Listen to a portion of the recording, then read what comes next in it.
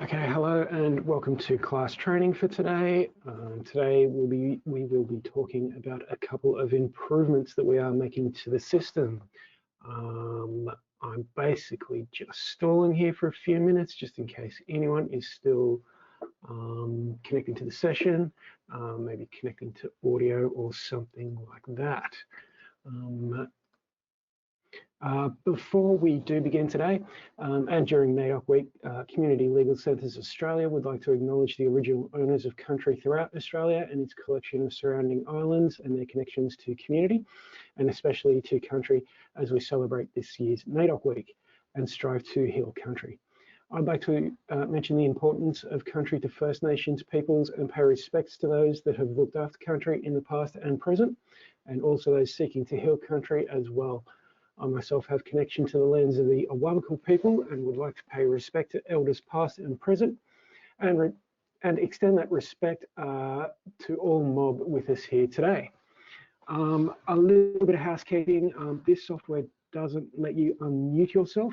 So if you have any questions, you can use the questions section of your control panel to submit those to us. I will let you know that this session is being recorded. Also today, this is a fairly large session. We've got quite a few attendees on today. So we'd like to ask for your patience with your questions. We're expecting a lot of questions. I'm actually hoping to get a lot of them. We want to get the system right, and we want to know what you need to know so that we can get this right. So we may not be able to answer all of your questions today, but we will do our best to answer your questions today. If we can't though, we will definitely get back to you when we can, and we'll aim to do that as soon as possible. Also, this session is scheduled for about 60 minutes, but we may be open to extending this session if we need to. And we are planning to have a Q&A session at the end of our presentation. Okay, so today we'll be talking about multi-factor authentication in class, a new way to secure your data. My name is Samuel Martin. I will be your co-presenter today. Because this is a bit of a new feature, we decided it would be best to bring in the experts on this matter. We also have been quite busy with end of financial year and whatnot, so haven't had a ton of time to prepare this session. So we've brought in the heavyweights. I've got Ruben Johnson here with me as co-presenter today. Also on this session, Alex Ariti is our facilitator today, and we've also got Oliver Moore, who may be handling your questions on the questions section of your control panel. Okay, so a quick poll. There is something we would like to know from you, and that is, does your centre already use Office 365 or Microsoft Online? Hopefully that poll will be up. There it is. Okay. Answers are starting to come in for that fairly rapidly. That's at least 2/3 of people. And we've got 6% have said no, so we will be coming back to that a bit later in the session. Okay, so let's get started. So you might be wondering, what does logging in look like? How do I set up MFA in class? What if we don't use O365 or Azure? You might also be wondering if you can still prevent access from outside your office, and also what happened to the DMS demo. We'll be getting to all of that today, and we'll be beginning with what does logging in look like. So a few notes here. The login page will be in the same place, so if you've got bookmarks or anything, you won't need to update any of those. You won't need to be on an approved connection to access it. I'm not going to mention that too much right now, or talk about that too much right now. We will come back to that. We've got quite a bit of information for that. So the username and password will be replaced with a button, and then you're temporarily redirected to the Microsoft login page. Okay, so let me show you what it looks like. Okay. So this is one of the test environments we have for class. I've just loaded up the login page. So once if you've got a bookmark for class, something like this, you click that, this is what you'll get. And as you can see, there's just a simple little button there. You click on that. That will take you through to the Microsoft login page, as I was just saying, where you enter your details. Let me demonstrate that right now. I'm sure everyone knows how a login system works. I'm just going to show you how this works, just so that you have seen it. I'll pop in my password. Great. I was hoping you wouldn't be able to see what it is. Anyway, once you get to this stage, you can choose whatever options you like. I just choose those because that's how I work, and that will log you into class. Okay, that's basically how the system works, or that's how the system will work once you have set it up. Okay, give me a moment. Okay, so now let's talk about setting it up. How do I set up this system, and potentially some more information about that. I'll just show you our handy dandy little guide. And then I'm going to throw over to my colleague, Ruben Johnson. So this is our handy dandy little guide. There's the URL for it. You may want to write that down, or maybe even just take a screenshot of this. And this has all the steps that you need to follow to set up this system to work for you. Okay, give me a moment. I'm just going to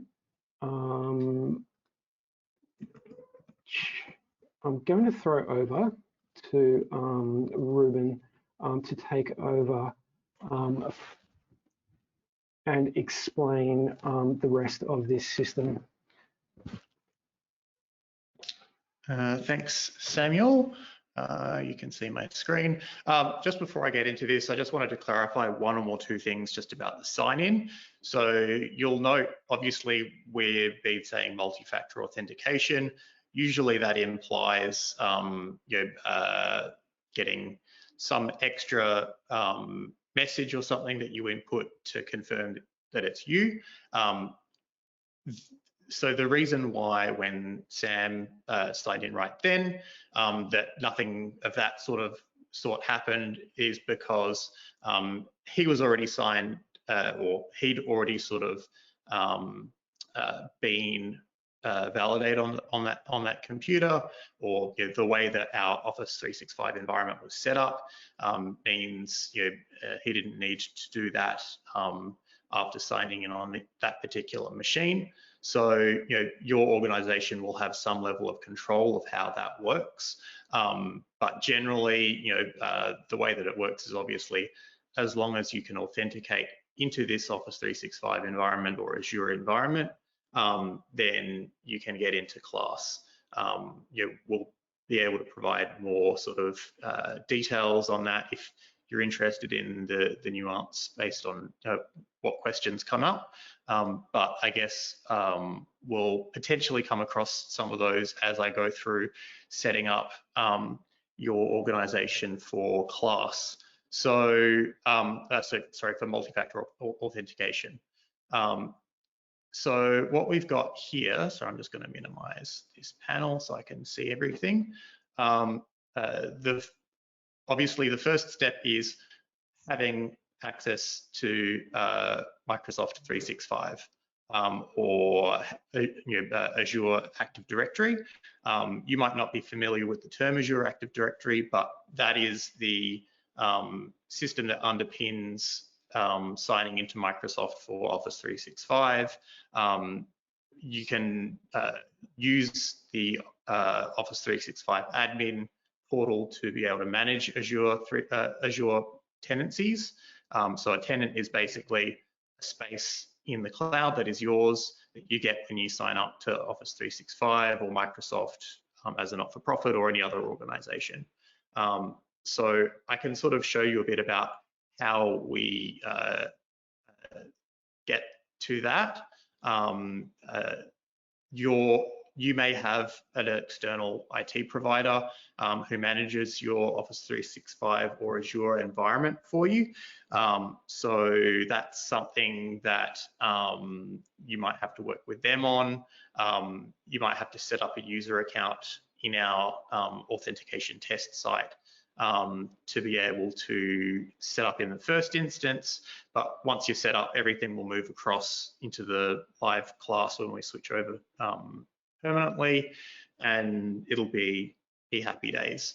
So so the way that you get your, if you are a manager of your Azure tenancy or your Office 365 tenancy, you can get this through going to portal.azure.com.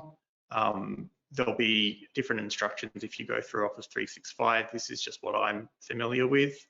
And then you click on Azure Active Directory, and basically you get a tenant ID here. You can copy this to your clipboard. So this is a website that we've set up for setting yourself up preemptively in class. This uses the same username and password that you currently have in class right now.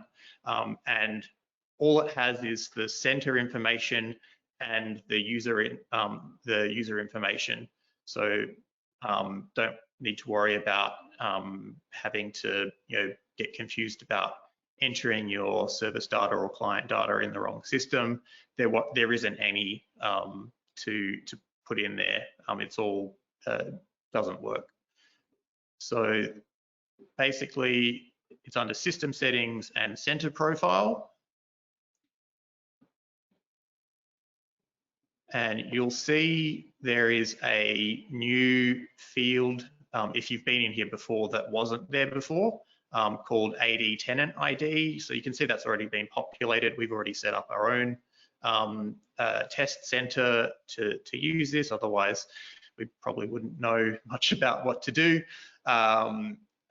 All you basically need to do to set up the tenant side of things or your center side of things in here is just paste that tenant ID in here and then click Save or Save and Close. Once that's set up, class knows where to look for your organization in Microsoft Azure or Office 365. So the second part of that is to set up a user to sign in. So I'm going to do a bit of a live demo with this with Sam. Sam hasn't been onboarded onto this system. There's also quite a few different accounts for me to pick from, but I'm just going to pick this one. So the important thing with setting up a user for multi-factor authentication, so the first user you're going to set up, that's going to be the user who has all of the rights that they need to have in the Azure environment. So we've clarified here at the top of this document that user needs in Azure to have either the global administrator role or application administrator or a cloud application administrator. They obviously would then have to have a user account in there. I've already gone ahead and done this because I have that permission here. Some of that stuff, I'll have to show you a screenshot just because it's a bit difficult to simulate in this test environment without having to delete a whole bunch of stuff and reset things up. But for now, we'll go through most of the process with Sam. Let's update this username here. Sorry, we've got 2 fields that we need to update and potentially a third one, which I will sneakily update in the background, but you don't have to. There's the email field. So this is obviously still going to be where your emails get sent to. For example, when you, if you use Actions and you send email reminders from Actions, this is the email address that those will send to. It's also moving forward. when you create a new user, where a new email address will get email will get sent that links that user to the registration portal so that they can link their class account with their Office 365 account. So the one that we have for this system for Samuel is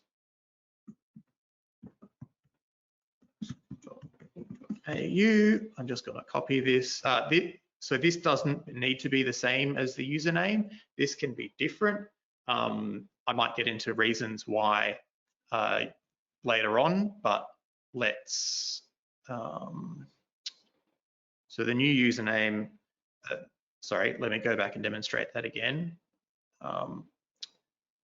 If you can see the username field is blanked out, you can't change it easily. There's actually this change username button that you need to click to change someone's username, and that's not, I put that in incorrectly, at classhelpdesk.org.au. So this needs to match up with the user details in Azure Active Directory to a field called user principal name. I'm just going to show you what that looks like, because this user account doesn't have anything particularly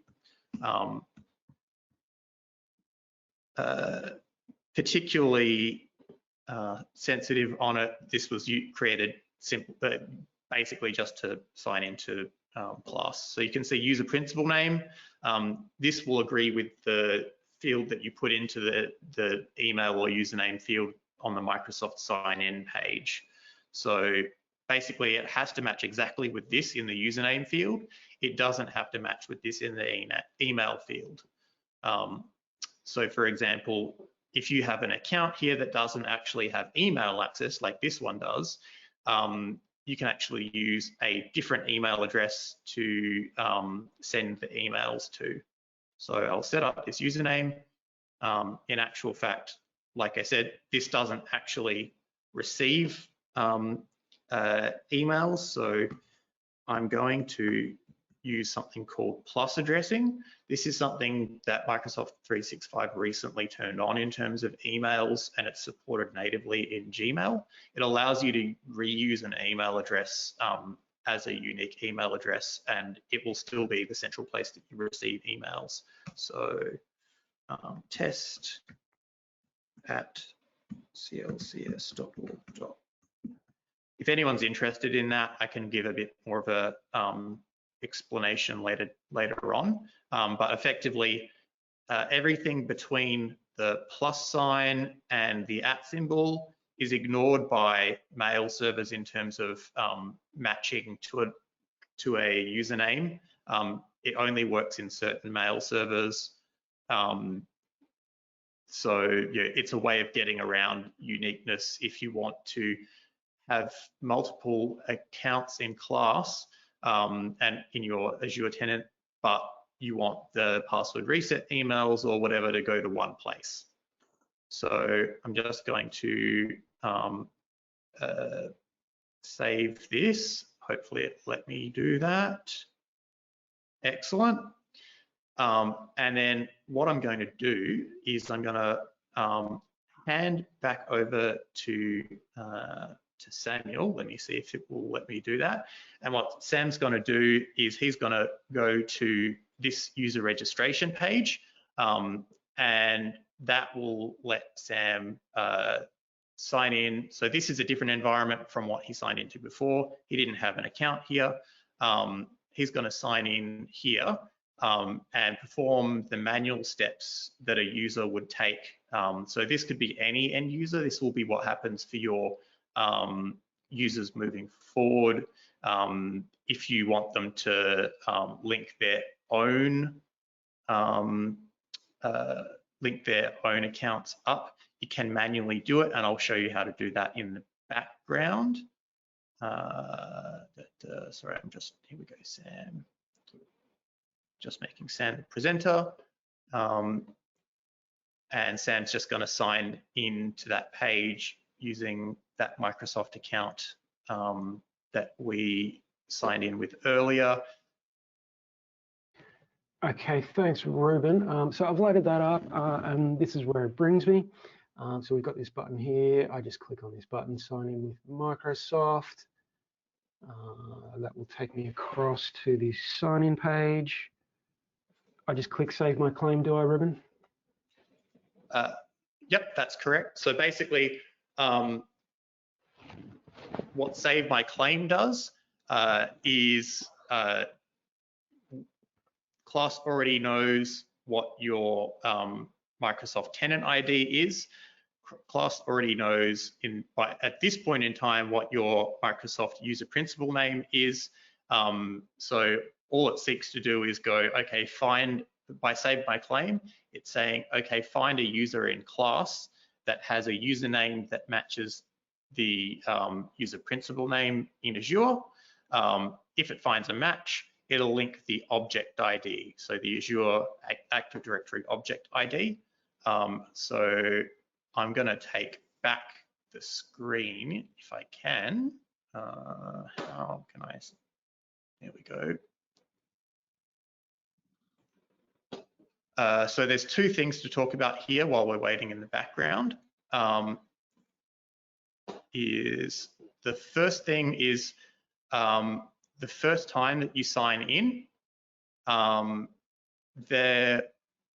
like I said, you'll actually need to give Microsoft permission to connect class to your Azure Active Directory.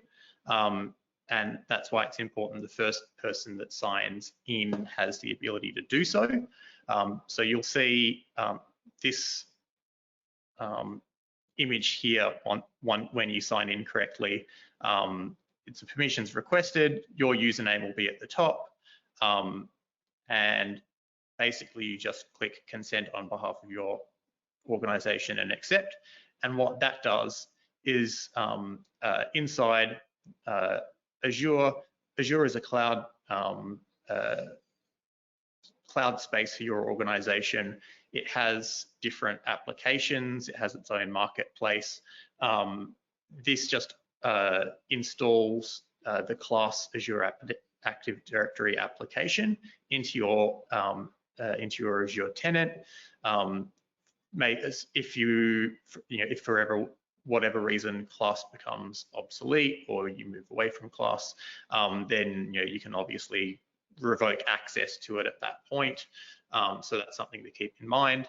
But yeah, basically the net effect of this, and let me just close Samuel's user and open it back up again. Let me just refresh the page. Where's that gone?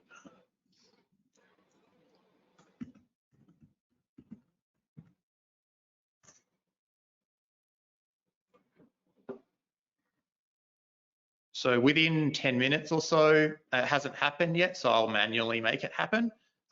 You'll see the AD object ID after you've clicked Save My Claim. It should automatically pop up in here.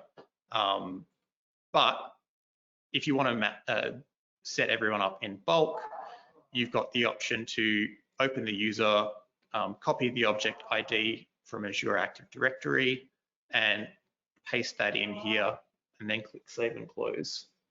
And then I can hand back to Sam now that I can say we've put together all of the pieces of the puzzle, and he can sign in with that same username and password that we had before, and theoretically it should let him sign in to a site that we've got set up to test the sign in to class using the multi-factor authentication. Sorry, my dog's making some very weird noises in the background.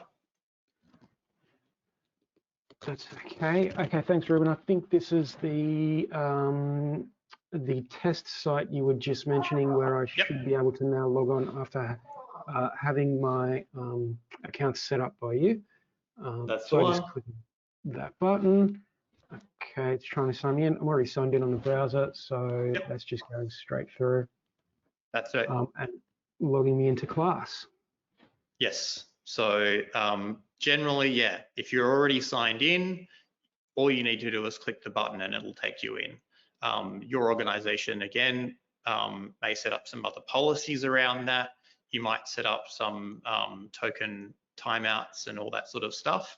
But ultimately, that's the process from start to end for once you have Office 365. And I guess maybe now's a good time to stop to see any questions. Okay, so we have one question I think that's relevant from you'll cover organizations that do not use Office 365 later on, we use a remote desktop.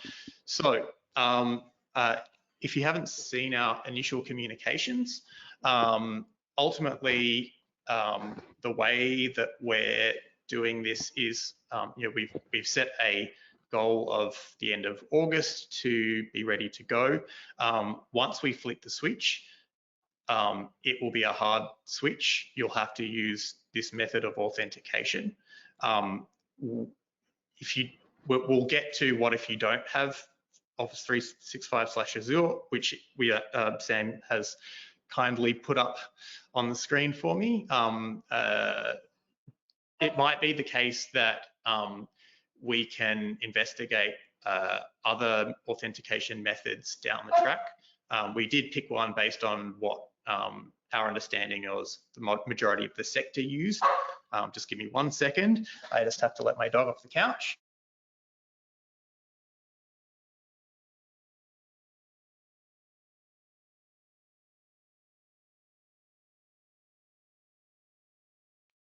Apologies for the slight delay here. That's okay. So I guess the key thing is we've set this date.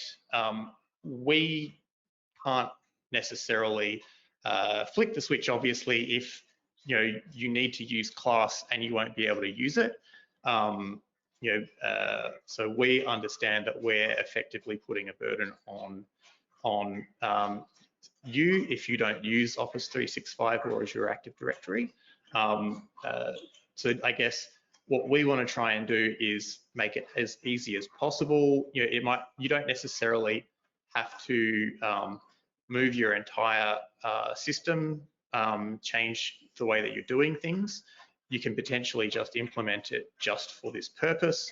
And ultimately, if you have complex needs, the earlier you get in touch with us, the more we can give you some advice based on what we've looked into already about sort of ways of integrating other user access management systems into Office 365, for example. So, once it's there, you don't have to worry about the administrative burden of maintaining users and all that sort of stuff.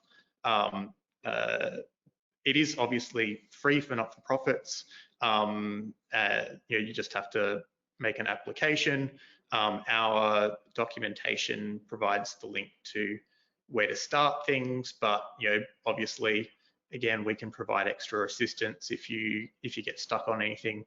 That's what we're here for. We're putting on this on you, so get the most use out of us to help make us work for it. We're happy to do so. Just to be clear, if we get to the last week of August and no one's ready to go, then we don't really obviously have much of a choice but to push it back more. From a security perspective, obviously for us it's important to make sure that we're modernizing the security of the class application, given the sensitive nature of the data that we have, and given that sort of we're the ones that are kind of in charge of trying to keep that security as up to date for you. We just want to do what we can. We can't necessarily solve all possibilities the first time we go at it. So let's go through this and just do as much as we can. But yeah, we'll be providing more of an overview of the onboarding process for Microsoft 365, etc. To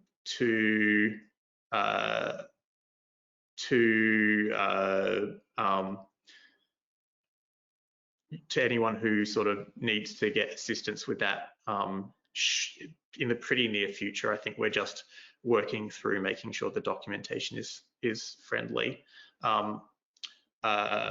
There's a couple more questions I think that are a bit relevant and should be fairly quick to do. The first one is from Rita Pereira, which is, this is how to set up the admin account. How do we do this for common class users? So basically this is one and the same. Sorry, you just walk in the background so that I go out. Basically everything from the point of where I logged into class and started setting up Samuel's account, it's the same thing. This is how you'll set up users in class moving forward. So basically this system was a backup of class at a certain point in time.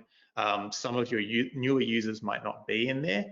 You can create those users, but also at the same time, our developers have said, okay, if we can get a spreadsheet of usernames and emails and Azure object IDs, then we can just update those when we go live.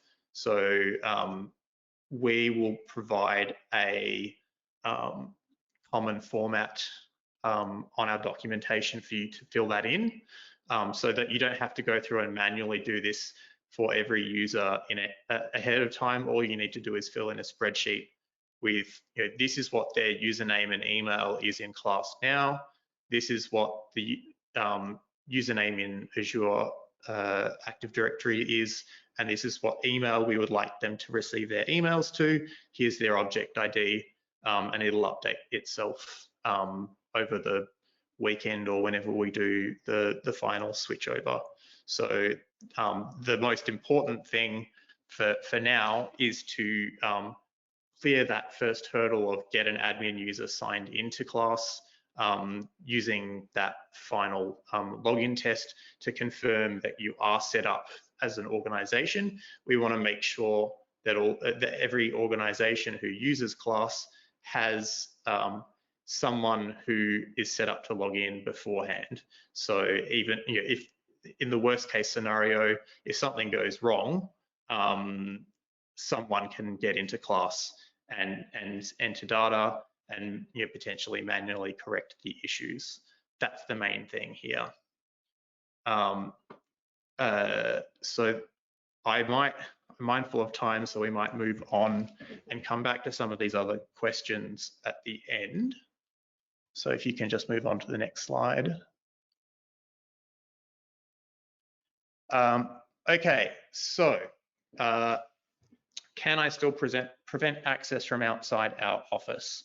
So right now, the way class works is the login screen is only accessible if users log in from an IP address that you've given to us or that we've made accessible. So you give us your office IP address, or we've got the class VPN.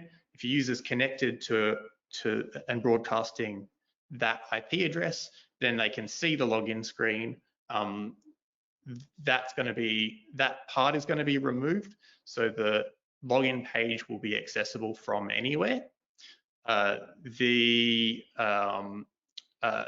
we will have a new opt-in IP whitelist if you want to add that restriction. And the additional feature is that you can apply that on a per user basis. So ultimately, we'll put a call out towards the end of the process to get you to send us your IP addresses. We'll be just completely dismantling our current IP list. It's very messy. There's sort of a lot of confusing data in there, so we're going for it from a clean scratch. We will tell you when to send us the information.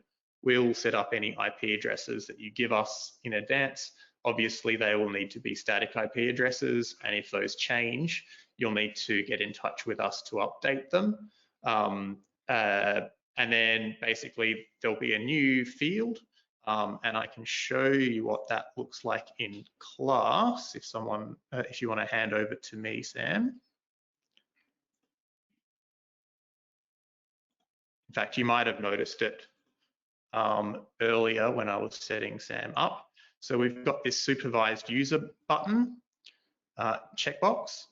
If that's checked and you have an IP whitelist set up for your center, then any user who has that checked, who signs in, once they pass the validation check of being able to authenticate through Microsoft, it'll then check this, and then they'll get a error message at the login screen saying invalid IP address. So that's particularly useful, for example, if you don't want your volunteers working.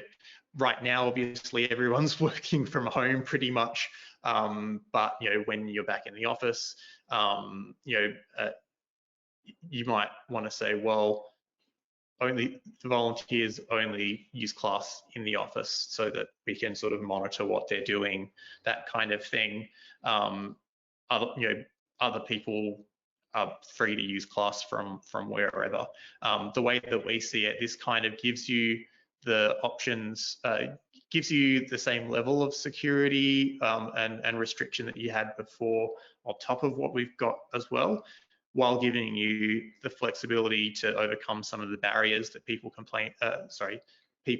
have mentioned as issues in the past. For example, using class from court and having to connect to a VPN that sort of might or might not work from inside the court connection.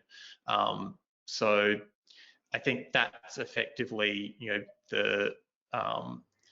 the main thing that we're going through here. Let me go back to the slide on my computer and keep going. Here we go. So yeah, and there are also additional restrictions that you can set up inside of in the Microsoft side of things. So you can set an IP whitelist inside of Office 365. You can block traffic. You can block sign-in to Microsoft from IP addresses in certain countries. To add additional security layers. There are other rules. I'm not an expert on that side of things. And as a result of this, ultimately the class VPN will no longer exist. So if you do want users to connect based on a specific IP address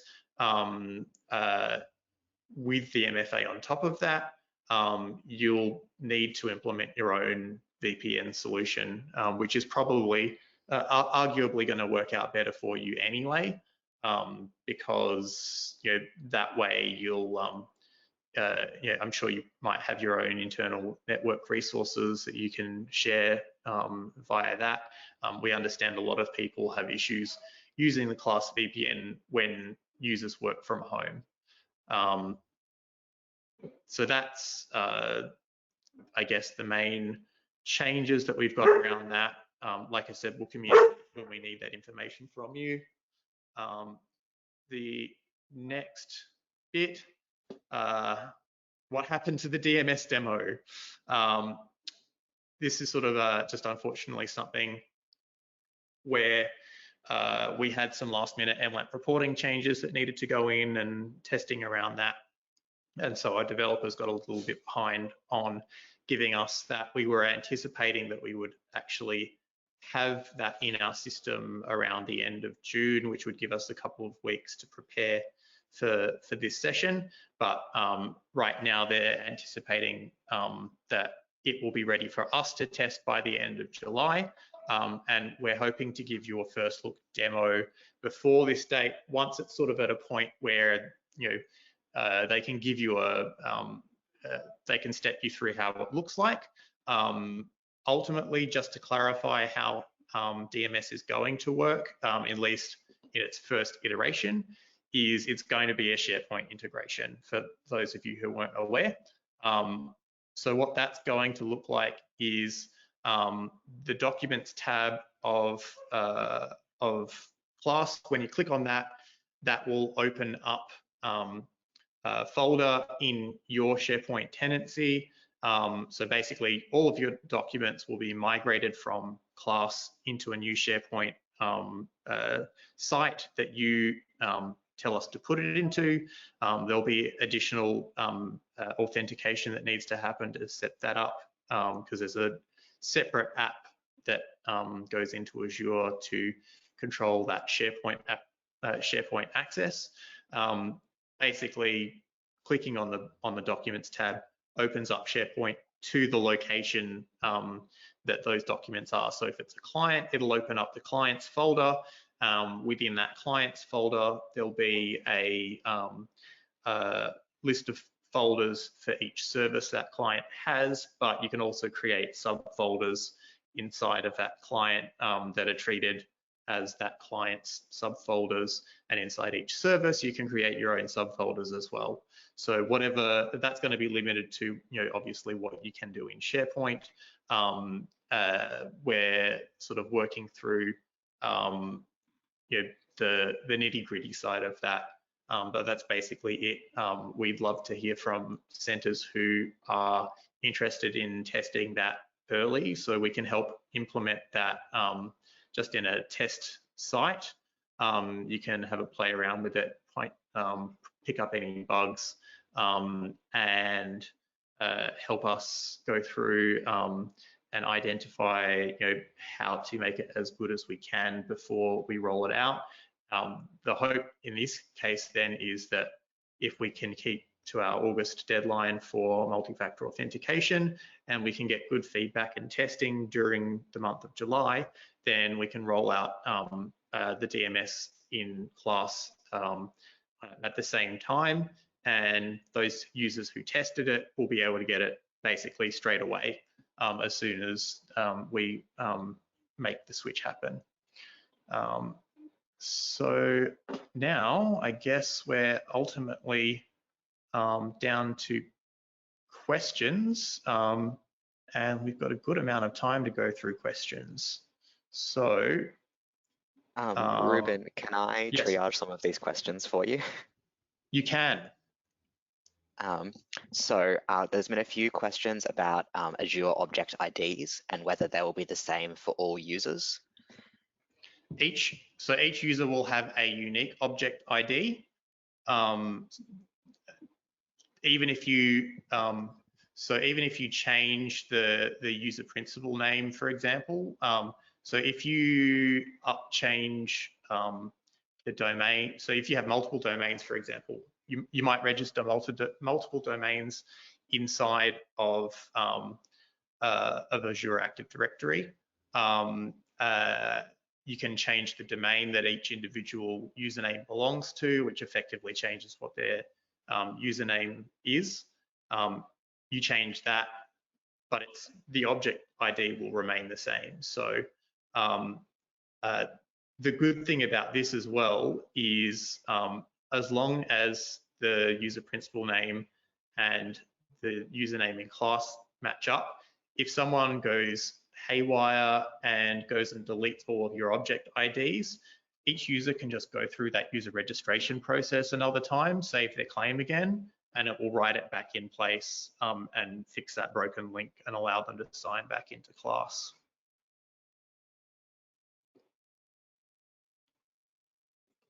Great, thank you. What was next?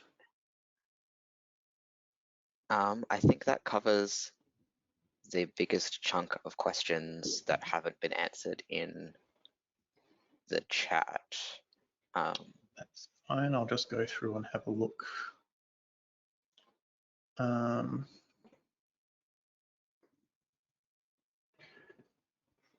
So Ruben, we've got a few questions about static IP addresses. Yeah, I'm seeing Aaron's one. So Aaron, just to clarify, you mentioned obviously that scenario of going and linking from the court and static IP addresses. Just to clarify, you don't have to use IP addresses to lock down security. You may, for example, for even maybe on a temporary basis for a specific day if your user's in court, if you do ordinarily implement IP restriction, you might then turn it off as temporarily as a way to work around that. The whole point here is that using Microsoft multi-factor authentication is a way of replacing the IP whitelist. So the IP whitelist is a second factor of authentication, i.e. they have to be in a specific IP address to access the site. We've replaced that with the multi-factor options in Azure Office, Azure Active Directory, i.e. a mobile number or an email address or an authenticator app or some other kind of temporal one-time token generator. And I think someone had a question about that as well, about the options for MFA. Just to give you a general idea, obviously Microsoft has some standard options. My understanding as well is that there are other things that you can set up, including desktop apps. So if you're concerned about users wanting to use their personal devices, and not liking the idea of registering their own personal mobile to receive a code for a work account, then yeah, like I said, there might be options in terms of apps that you can put on their desktops that receive the code. It's not quite as secure, but it is, it's another way of going, okay, well, they have to at least have control of the computer to be able to gain access to class. So we'll be giving more information about that as we go.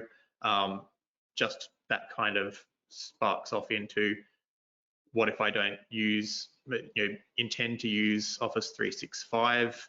What if I continue to want to keep using Google Workspaces and all that sort of stuff? And we're looking at options such as Okta, which are effectively ways of centralizing your online identity access management. So they will then plug into all of the various online identities that you manage for your users, and sync them all across those different spaces.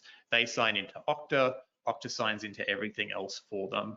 So if you're interested in that, one of our staff members, Reese, has got a bit of knowledge on that, and we can sort of send you a bit of information. I believe Okta is free for up to 50 users. I could be wrong about that, but that should cover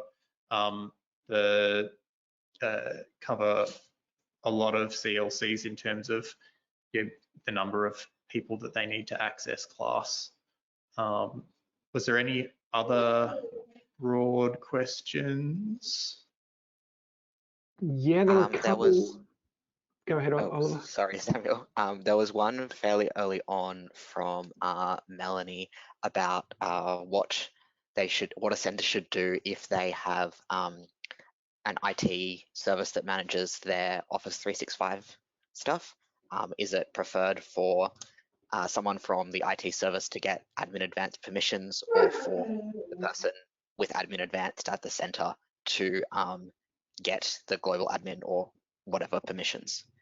Yeah, look, happy to have that sort of chat individually.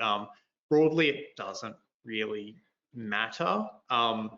The steps to follow are pretty straightforward, and it's not like in the system that we've got set up here, it would be you're giving access to your IT to a lot of sort of private center data, because none of the service and client information is being synced across into that environment.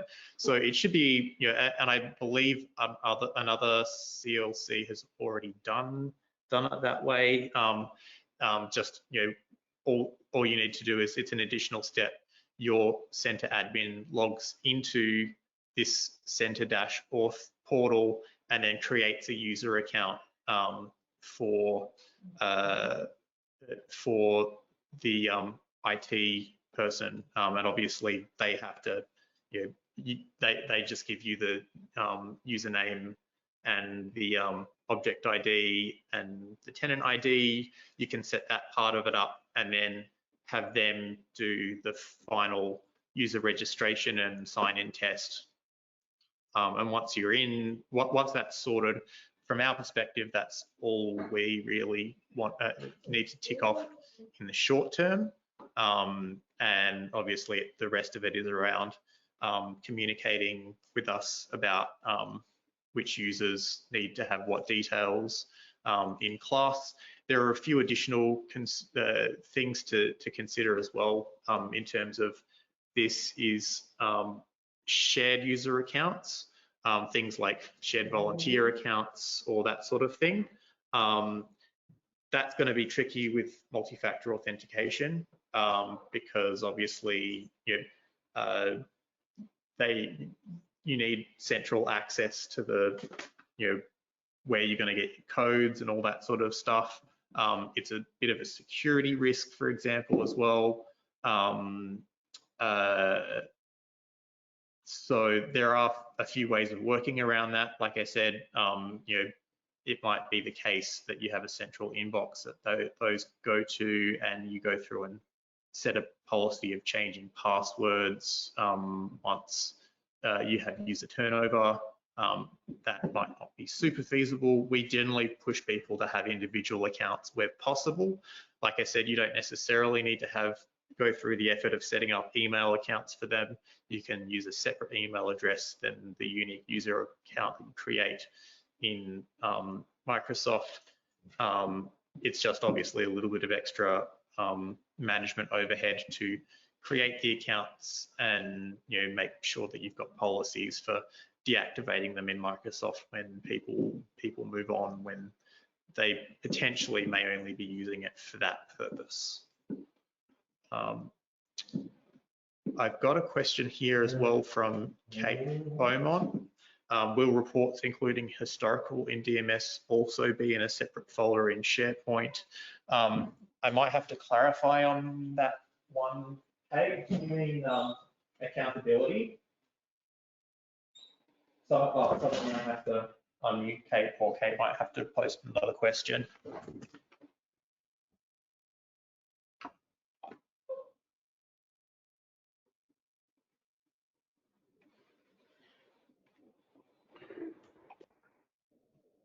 Okay. We also had another question here from Nat asking if someone's been setting up as we've been describing this, should they be able to use it now? I'm fairly sure that you won't be able to use this with the real version of class, as in center.classlaw.org.au, but Ruben, would they have access to that class-auth portal? I guess the short answer is yes, but also at the same time, like I said, it doesn't have any of your live data in it for now. So this is basically, and we've had this sort of come up a bit before, centers who traditionally had issues with the current IP whitelist VPN setup that we've got right now are keen to get on as early as possible. Can we get onto it now if we're ready to go? The unfortunate short answer for those CLCs is no, because the core code changes that are necessary to make it happen make it very difficult to implement on a center by center basis, because you're effectively changing what the login page is. So to split that up is sort of extra work that hadn't been factored in originally. Once we meet that 31st of or end of August date, or whenever it ends up being, it will switch at that point in time. Obviously, we'll communicate to everyone to say it's going to happen at this point in time. You need to be ready, and from that point, you'll see the new login screen. But yeah, you can absolutely set up the if nothing else, you can set up an admin user as a starting point. So, like I said, so that we can check in and make sure that people are actually onboarded to some degree. You can manually set up users in this system if you want to, but it might be, it's going to probably be less tedious for you depending on what you have access to fill in a spreadsheet and send it to us, and we can just do it for you when we flip the switch. Okay, there's also another question here from Ray. I'm kind of summarizing this question being about people who have two accounts in 365, and will that be a problem? I'm guessing the answer is no, but might throw to Ruben for a more correct answer.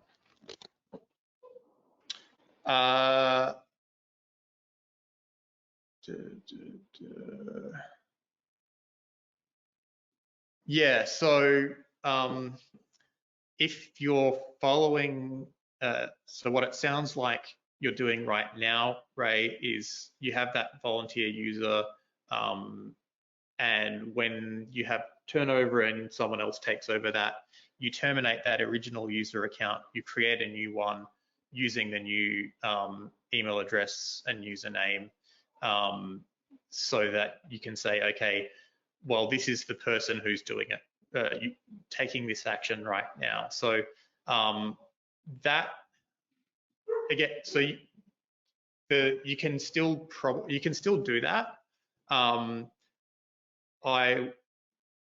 So the easy, I guess, the long and short of it is, the AD object ID field is editable manually, so you can always delete that when you terminate the user. I actually haven't tested if terminating a user deals with that, but the way that the system works is when you terminate a user, it will actually add a prefix to both the email address, prefix or suffix to the email address and username of _terminated with a date stamp. So by doing that with the username, that will break the connection to that existing object ID. So even if the object ID exists on the old user, when you terminate it, then it still won't have the pieces of the puzzle that are needed to connect them together. So your new user account should be able to deal with that. So if you, I guess, long story short, if you terminate the user account and then create a new one with the same volunteer email address as the username and set up the object ID there, then that should be pretty safe.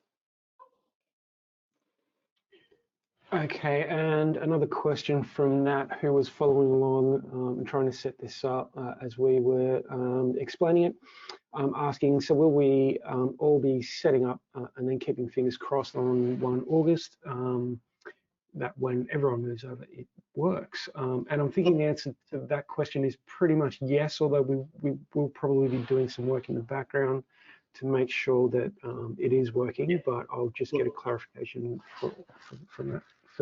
From Ruben. If you want to be as certain as you can that it's going to work for everyone, then the best way to do that is, manually set them up in that center auth profile, get them all to manually go and test their login. There's nothing preventing you from doing that. But ultimately, if it works for one person, it should work the same for everyone. All you need to do is supply us with the correct username from Azure Active Directory and the object ID and which what they link to now. If you're already using their usernames from Azure, which for those centers for use Office 365 and Outlook, it's almost certainly just going to be their email address, then most of that will be already set up for you, and it's just the object ID that we need.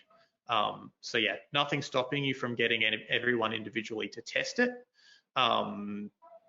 beforehand, but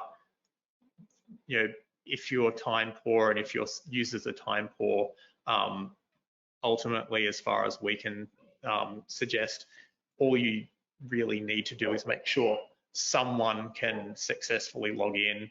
The key thing is really making sure that you've actually accepted the application into Azure, and that one user can log in using the test site, and then we can just, like I said, copy everything across on the final on the final cutover, and then if nothing else, at least one person will have access to class, and they can potentially, in a crisis situation, go through and manually set up the users in live if we completely forget to do the correct thing.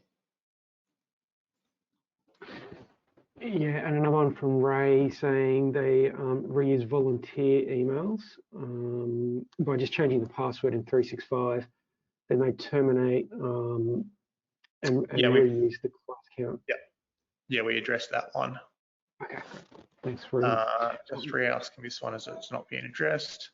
Another one from Ray. I have a username in 365 which gives me admin access, set up by Microsoft originally, as well as my normal email username, which I use for class, which has admin rights. Will this be a problem?